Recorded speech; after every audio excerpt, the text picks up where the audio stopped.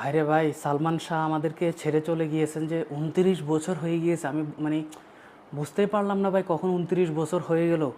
আপনার স্ক্রিনে দেখতে পারতেছেন যে ২৯ বছর পরেও কিন্তু চির অমর রয়ে গিয়েছেন কিন্তু আমাদের সালমান শাহ। ওনার কথা মনে উঠলে সত্যি অনেক বেশি খারাপ লাগে। ওনার মতো নায়ক কখনো বাংলাদেশ কোনো দিন বাংলাদেশ পাবে না, সেটা আমরা সবাই জানি। যত বড় বড় নায়ক আসুক না কেন, সাকিব খান বা এর থেকেও যদি কোনো বড় নায়ক আসে না কেন, কখনো সালমান শাহর কাছে কিনা ওরা যেতে পারবে না বাংলাদেশ মুভি ইন্ডাস্ট্রিতে।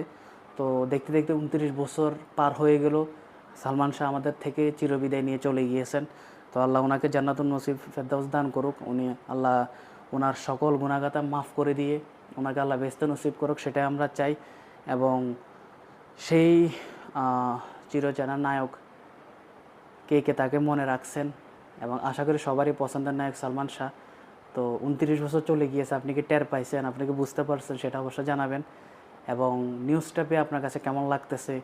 ২৯টা বছর চলে গেল উনি মারা গিয়েছেন, নিউজটা শুনে আপনাদের কাছে কেমন লাগতেছে অবশ্যই কমেন্টে জানিয়ে দিবেন।